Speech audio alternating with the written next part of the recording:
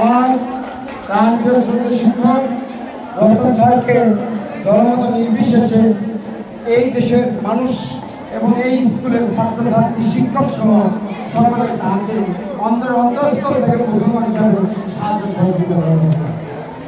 সম্মানিত অতিথি, আমি সেদিন এসেছি, এই অনুষ্ঠানে দেখেছি, শুধু তাকিয়েছিলাম। আমরা এই 2026 সালে এসেও আমাদের হয়তো অনেকের টাকা হয়েছে, পয়সা হয়েছে, ক্ষমতা হয়েছে, কিন্তু আমরা এখনো ইউনিভার্সিটি নাই, আমাদের কিন্তু মেরুন নাই, ইউনিটি নাই, মানবতা নাই, শ্রদ্ধাপদ অনেক কমে গিয়েছে। আমি আমার বন্ধুরা আমার স্যার সত্তার স্যার যখন ব্যান্ডিয়াম মারতো, আমরা এইভাবে হাত এইভাবে উঠে রাখতাম, কান ধরে দাঁড়া করে রাখতাম। কোনোদিন স্যারদের চেহারা দিকে তাকানোর কথা বলি নাই। জোর পেট দিয়ে ফিরে গো ইয়েতে আই না, এই যে লাইব্রেরি দিতে আই না, আমরা কোনোদিন কথা বলি নাই। বলে স্যারগুলো শুরু করতেছিল, স্যার ছিল, আমাদের বন্ধু স্যার ছিল। আমরা যদি বড় হতে চাই তাহলে আমাদের কি করতে হবে? বড়দেরকে সম্মান করতে হবে, ছোটদেরকে সেবা করতে হবে। আমার জন্ম কোথায় এটা মানুষ দেখবে না, সেটা আমি আমার আচার ব্যবহার আমার বন্ধু। তাই স্যার সকলকে আমি বলবো, স্যার আপনারা যদি আমাদের বা আমার দলের পক্ষে থেকে বা কারো আচার ব্যবহার যদি মনে কোনো কষ্ট পেয়ে থাকেন, আপনারা নির্গুণে আমাকে ক্ষমা করতে হবে। যেহেতু আমি পলিটিক্স করি, আমি স্কুলের স্টুডেন্ট, আমার বন্ধু স্কুলের শিক্ষক, আর বন্ধু শাহিন এই স্কুলে আছে, সরকার না শাহিন।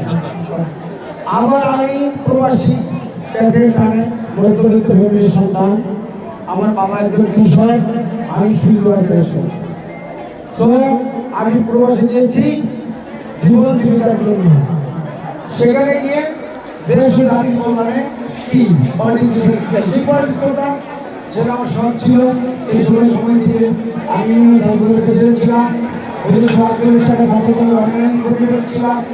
এরপরে আমি এই যুবদল থেকে আসতে মাননীয় প্রধানমন্ত্রী আমার অনুপ্রেরণা, বাংলাদেশের প্রধানমন্ত্রী যিনি আসে বাংলাদেশ আসে, সেই জনাব তারেক রহমান সাহেব, তিনি আমাদের আর পররাষ্ট্র বিষয়ক উপদেষ্টামন্ত্রীকে অন্তর্ভুক্ত করেছেন। এই জন্য আমি আমার অন্তঃস্থ থেকে তার ধন্যবাদ কৃতজ্ঞতা ব্যক্ত করছি। আমরা যার দল থাকবে, আমার কাছে কথা, আমার প্রধানমন্ত্রীর কথা হলো বিগত দিনে কি হয়েছে তা আমরা বলতে চাই না, সকলে মিলে ভুলে গিয়েছি। আগামীতে বাংলাদেশকে উন্নয়নের স্বার্থে দলগত নির্বিশেষে আমাদের ঐক্যবদ্ধ কাজ করতে হবে। অতএব এখানে কাউকে বিএনপি, আওয়ামী লীগ, জামাত ইসলাম বলার কি নাই, কোনো সুযোগ নেই। অতএব দেশের প্রধানমন্ত্রী তিনি যদি সকল কিছু ক্ষমা করে দিয়ে দেশের স্বার্থে সকল জনগণকে ঐক্যবদ্ধ করে এই বাংলাদেশকে সামনের দিকে এগিয়ে নিতে চায়, তাহলে আমারও কি তার কথা শুনতে হবে। আমি সকলকে বলি যে দেখেন, বডি শো তারা করে ভালো মানুষ, আর বডি শো করে স্বৈরাচারী করে মানুষের অন্তরে ব্যথা দিয়ে মানুষ বেশি দিতে পারে। আমি ওই দেশে 17 বছর আসতে পারি নাই, আমার মার মৃত্যু হয়েছে, আমি ঢাকার তুলে দিতে পারি নাই। আমার বাবা 22 অক্টোবর মারা গেছে, পুলিশের বাজারে গেলে আমার বাবার উপর অত্যাচার করতো, আমার বাবাকে মারতো, গায়ে হাত দিত। আমার বাবাকে মেরে আমাকে ভিডিও করে পাঠিয়েছে যে আমি যদি থামি, আমি যদি আন্দোলন করি না করি তাহলে কন্টিনিউ এইভাবে চলবে।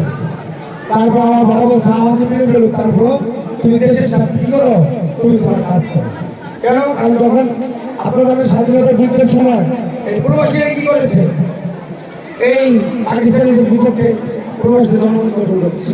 আজকে যদি বিএনপিও যদি অন্যায় করে, অবিচার করে, মানুষের প্রতি জুলুম করে, অন্যায় অপরাধ করে, তাহলে আমরা কি করবো?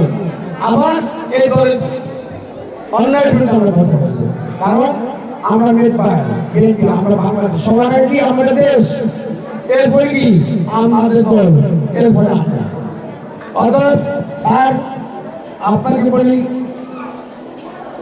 যদি আপনি আপনি জানেন যে আমার মাননীয় এমপি মহোদয় আমার ছোট বড় ভাই জনাব শফিকুর রহমান কিরণ ভাই, তিনি কিন্তু দল মত নির্বিশেষে সকলের মধ্যে উঠে কিন্তু সকল জায়গায় তিনি কি বক্তৃতা প্রদান করেন। আমরা মাদক সন্ত্রাসের বিরুদ্ধে, কারণ আমরা মাদক মুক্ত একটি সমাজ চাই, মাদক মুক্ত একটি দেশ চাই। অতএব দেশটি সামনে থেকে এগিয়ে নিতে হলে আপনাদের সকলের সহযোগিতা করে যদি আমি একটু আপনার সকল ক্ষমা করে দেখবেন, কারণ আমি আপনার বলি না, কিন্তু আমি আপনার ভাষায় আপনার চেহারায় আমি আমার জ্ঞান নাই, আপনাদের নির্ভর করবেন। আমি বলি আমার বাবা কৃষক, আমি ফিল্ডারের সন্তান, আমি বলি মানুষের সন্তান। অর্থাৎ আমি যেহেতু দলকালীন দলের আমার প্রতিষ্ঠান আছে এবং মাননীয় শিক্ষামন্ত্রী আসলে কিরণের সাথে আমার ব্যক্তিগত সুসম্পর্ক আছে, তার সাথে সাথে বাংলাদেশের অনেক উপদেষ্টা এমপি মহোদয়ের সাথে আমাদের প্রতিষ্ঠান আছে। এই বিদ্যালয়ের উন্নয়নের জন্য আমার শ্রদ্ধা বড় ভাই মাননীয় এমপি মহোদয় শফিকুর রহমান কিরণ ভাই, তিনি যে কাজ যে কথা বলেছেন সেই কাজ করেছেন, সেটা প্রমাণ গতকাল মানুষ পাঠিয়েছেন এখানে কি করার জন্য, মাপ নেওয়ার জন্য। এজন্য আমরা বলি আমরা কথায় নয়, আমরা কর্মে বিশ্বাস করি। কারণ বিগত 17 বছর কত ব্রিজ হয়েছে, নানান উন্নয়ন হয়েছে, আমি পাশের সকল জেলার সারা বাংলাদেশে আমি ঘুরেছি, কিন্তু শরীয়তপুর জেলার মতো অবহেলিত জেলা আমি একটা দেখি না। কারণ যেখানে পয়লা ব্রিজের পরে আমাদের দেশের রোড ঘাট মেইন রোডগুলো পর্যন্ত কি ভাঙা অবহেলিত। যাই হোক, আমরা পিছনে কথা বলতে চাই না, সামনে যেন আমরা যদি রাস্তাঘাট স্কুল প্রতিষ্ঠান এই সমাজ ব্যবস্থাকে আমরা উন্নয়নের সাথে কাজ করতে পারি। আমাদের এখানে আমার মতো একজন নিম্ন নিরক্ষর মানুষকে আপনার এখানে দাওয়াত দেওয়ার জন্য এবং এই বক্তৃতা সুযোগ করে দেওয়ার জন্য আমি স্কুলের প্রধান শিক্ষক সহ সকল শিক্ষক মহোদয় আমার অন্তরের অন্তঃস্থল থেকে এবং আমার ব্যক্তিগত পক্ষ থেকে আন্তরিক শুভেচ্ছা অভিনন্দন ও কৃতজ্ঞতা জ্ঞাপন করছি।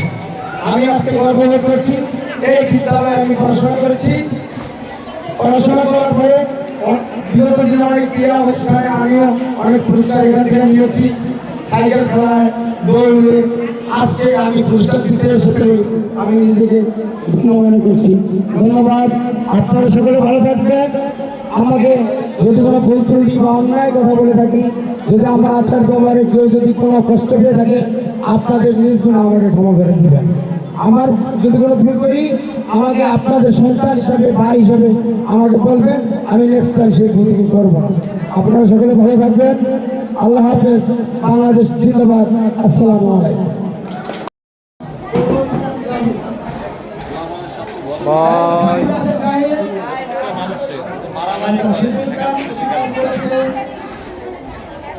আমি আবারও বলি 100 মিটার দৌড় ভালো।